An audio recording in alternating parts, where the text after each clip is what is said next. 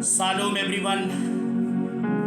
यीशु मसीह के नाम में एक बार फिर से हम आप सभी का स्वागत करते हैं और मैं आशा करता हूं कि आप और आपका परिवार प्रभु यीशु मसीह में सुरक्षित होंगे। बीते एक साल से मैं लगातार इस बात को कहते हुए आ रहा हूं कि समस्याओं का अभी भी अंत नहीं हुआ है और मैं लगातार एक साल से इस बात को पिछले 2024 में बार बार मैं इस बात को कह रहा था और परमेश्वर की आत्मा बार बार इस बात को बुलवा रही थी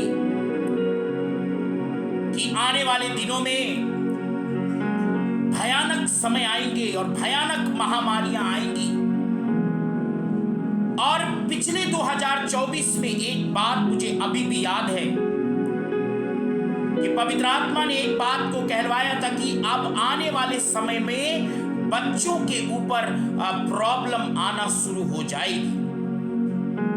और इस 2025 में एक बार फिर से एक नई महामारी ने जन्म ले लिया।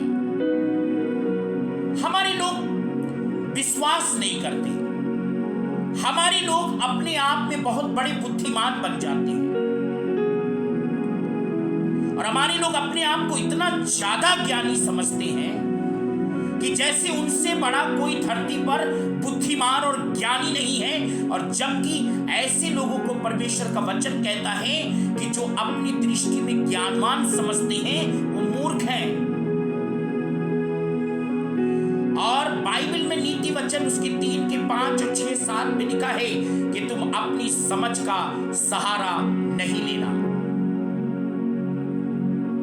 अब इस 2025 में क्या होने वाला है हम देख रहे हैं, मीडिया में देख रहे हैं, मीडिया में सुन रहे हैं। अब अभी कुछ दिन के बाद जब प्रॉब्लम ज्यादा बढ़ जाएगी तो बड़े बड़े प्रॉफिट उठेंगे, नए नए प्रॉफिट उठेंगे, नए नए भविष्यवक्ता नई नई भविष्यवाणी करना शुरू कर देंगे। लेकिन इससे पहले किसी को कोई भविष्यवाणी नहीं आया, न दर्शन आया, न परमेश्वर ने उनसे बात की। और 31 को और 1 तारीख को बहुत बड़े बड़े ज्ञानी विद्वान लोगों ने ये बात को कहना शुरू कर दिया था, बस अब विपत्तियां नहीं आएगी, तुम नेक्स्ट लेवल में जा रहे हो, तुम्हारे पैर स्थिर होंगे, फलाना होगा, अमका होगा, ढमका होगा। लेकिन इस अब 2025 में क्या होने वाला है, इन्हीं सब बातों के विषय में आज परमेश्वर मुझसे और आपसे बात करना चाहता है कि 2025 में क्या क्या होगा और क्या शुरुआत हो चुकी है। क्या एक बार फिर से पूरा देश उस लॉकडाउन की ओर बढ़ने जा रहा है? क्या फिर एक बार महामारी ने अपने कदम पसार लिए हैं? परमेश्वर के वचन में यिर्मयाह 25 के 32 में लिखा है, सेनाओं का यहोवा कहता है, देखो विपत्ति एक जाति से दूसरी जाति में फैलती जाएगी, फैलना शुरू करेगी। विपत्ति जो है एक जाति से दूसरी जाति में फैलेगी और फैल रही है। अब चाइना से शुरू हो गई। अब चाइना में जब भी कभी कोई वायरस या कोई भी महामारी आती है तो चाइना में सबसे पहले उस बात को छिपाना शुरू कर दिया जाता है, उस बात को छिपा लेते हैं और उस बात की असलियत को नहीं बताया जाता। जबकि परमेश्वर का वचन मुझे और आपको आज इस बात को बताना चाहता है कि आने वाले दिनों में महामारी बड़ी भयानक तरीके से काम करना शुरू करेगी। मेरे प्रियो, हमें बहुत अलर्ट रहने की आवश्यकता है, हमें बहुत सचेत रहने की आवश्यकता है, क्योंकि परमेश्वर के वचन में लिखा है, यिर्मयाह 25 के 32 को अभी हमने पढ़ा है कि महामारी एक जाति से दूसरी जाति में फैलना शुरू होगी और फैलना शुरू हो गई है।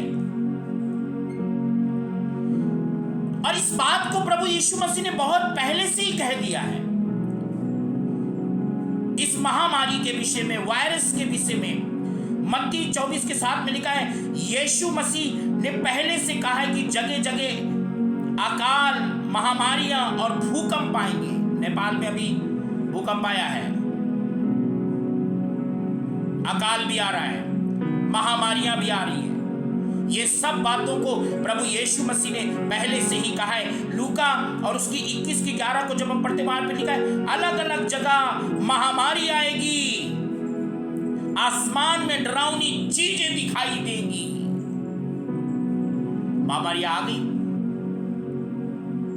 अब आएंगे बड़े बड़े एक से विद्वान और ज्ञानी जो महामारी को यीशु मसीह के नाम में भगाने का दावा करेंगे। आई क्यों है? अब इस महामारी का आने का कारण क्यों है? और इस महामारी में, इस 2025 में किन लोगों पर विपत्तियां आएंगी और कौन लोग इस महामारी के चपेट में आ सकता है?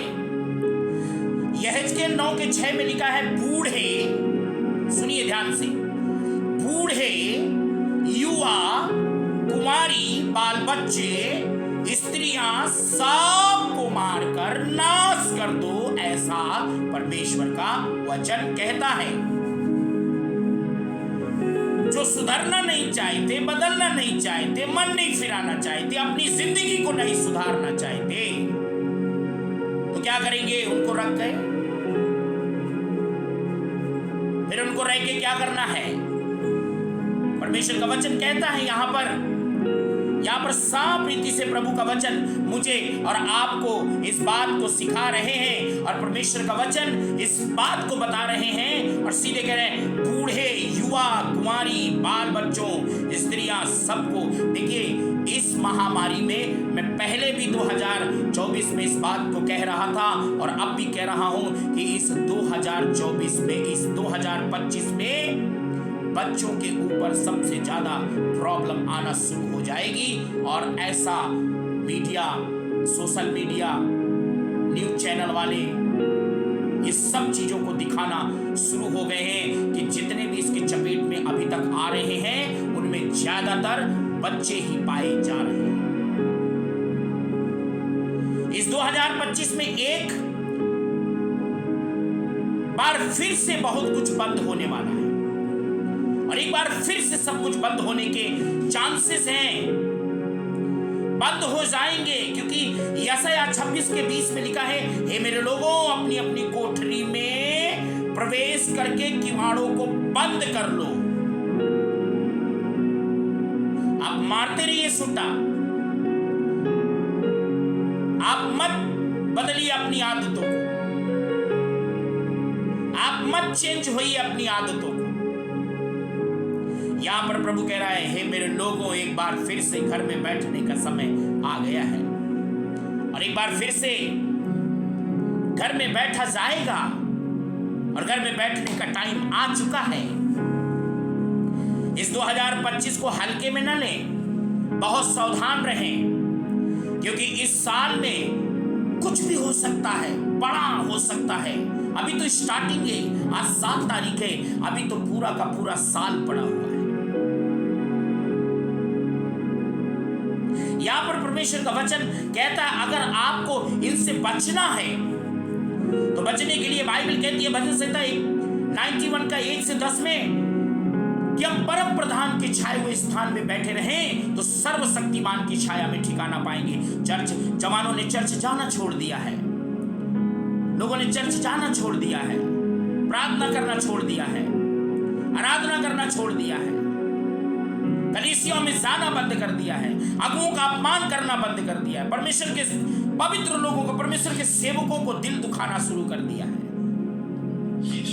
और इसको लेने के लिए तैयार हो जाइए, क्योंकि अब वो पैर पसारते हुए धीरे धीरे धीरे धीरे आ रही है। फिर से एक बार महामारी इस 2025 के अंदर फिर से पैर पसारते हुए दिखाई दे रही है। अच्छा, मेरे बहुत सारे ऐसे लोग हैं, अपने लोग हैं, कई लोग हैं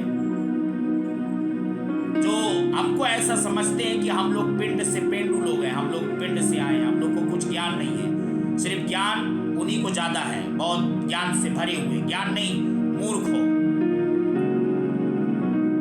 और परमेश्वर का वचन यहां पर कहता है, जब ऐसा करेंगे तो कोई दुख तुम्हारे डेरे के निकट आएगा। यशायाह 54:17 में लिखा है, कोई हथियार, जितने हथियार तुम्हारी हानि के लिए बनाए जाएंगे उनमें से कोई तुम पर सफल नहीं होगा। रोमियो 3:25 में लिखा है, यदि हम यीशु मसीह के लहू पर विश्वास करते और यीशु मसीह के लहू को अपने जीवन में अप्लाई करेंगे, लागू करेंगे, तो लहू विश्वास करने पर काम करता है।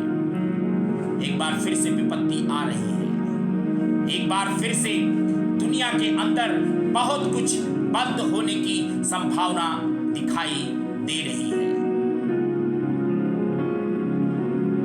बीते दिन में एक ऐसा दर्शन प्रभु ने दिखाया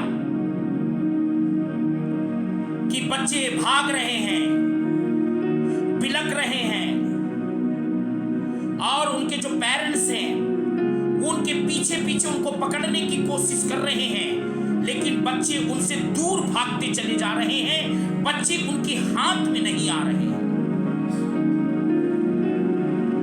और मध्य रात्रि में जब इस दर्शन को देखा, देखने के बाद मैं परमेश्वर के चरणों में बैठ गया और मैं प्रभु से कहने लगा, प्रभु ये तू क्या दिखाने जा रहा है? तो परमेश्वर यहेजकेल उसकी 9:6 में ले गया कि देख, अब जब समय आएगा, अब जो विपत्ति आ रही है उसमें युवा, कुमारी, बूढ़े, बाल बच्चे, स्त्रियां, उन सब के ऊपर ऐसा विपत्ति आने वाला है कि लोग उनको, अपने लोगों को पकड़ने की कोशिश करेंगे, लेकिन वो हाथ से निकल जाएंगे। ये समय है कि परमेश्वर के नबियों की बातों को मानना चाहिए, परमेश्वर के दासों की बातों को अपने दिल के अंदर रखना चाहिए। परमेश्वर के दास लोग जो कहते हैं, खास करके नबी लोग,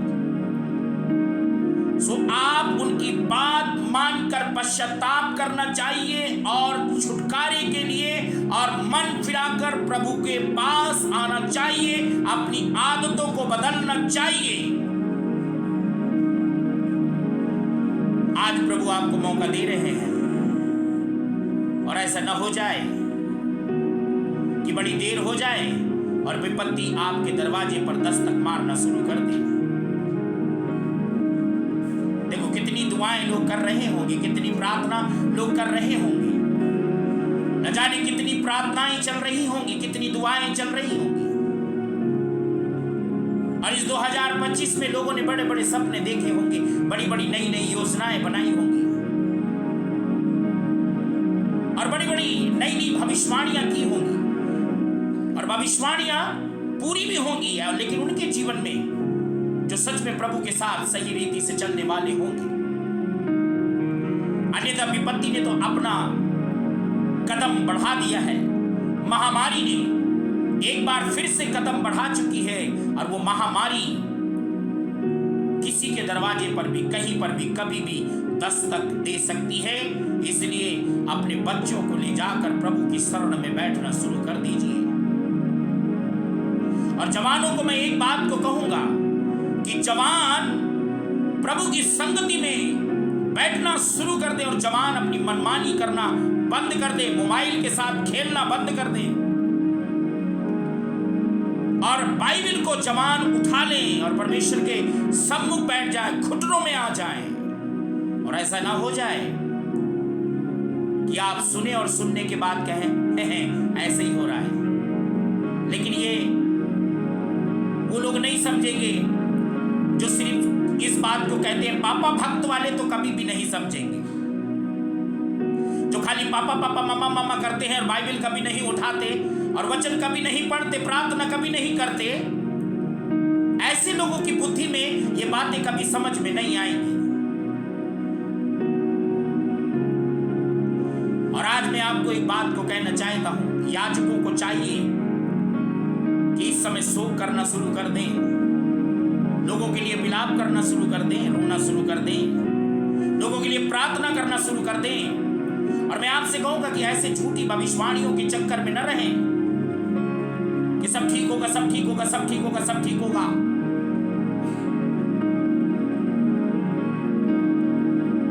परमेश्वर का वचन यहां पर कहता है मौका दे रहा हूं कि तुम अपनी लाइफ को बदल लो, अपने जीवन को बदल लो, अपनी जिंदगियों को सुधार लो। आज मुझे और आपको अपनी जिंदगी को सुधार लेने की आवश्यकता है। अब कई ऐसे हैं, विद्वान लोग हैं, हमारे अपने कई ऐसे लोग हैं, उनको बस दीवाने हैं, सिगरेट के पीते रहते हैं, ऐसे बेवकूफी पन में भरे रहते हैं, सुनने के बाद भी उनके कान में जुआ नहीं रहेगा। डब्बी के ऊपर डब्बी, डब्बी के ऊपर डब्बी, डब्बी के ऊपर डब्बी, और कहीं धोखे से खुदा ना खास्ता घूमते हुए इस महामारी ने कदम पसारते हुए आपके दरवाजे पे कहीं दस्तक दे दी, तो आपकी सिगरेट आपको बचाएगी नहीं, आपकी दारू की बोतल आपको बचाएगी नहीं। अभी समय है कि मन फिरा ले, लौट आए, और प्रभु आज भी आपको माफ करने के लिए तैयार है,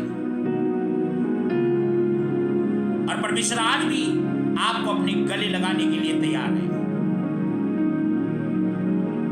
आज परमेश्वर आपको पुकार रहे हैं। क्या आप इस महामारी के चपेट में आना चाहते हैं, या आप अपनी जिंदगी को बचाना चाहते हैं? यदि आप अपनी जिंदगी को बचाना चाहते हैं तो आज समय है कि हम प्रभु की शरण में आ जाएं, प्रभु के करीब आ जाएं। प्रभु पुकार रहे हैं, प्रभु कह रहे हैं, मेरे बेटे मेरी बेटी मेरे पास आ जाओ, मेरी बाहें तुम्हारे लिए खुली हैं। और कहीं ना कहीं जवानों ने, बूढ़ों ने,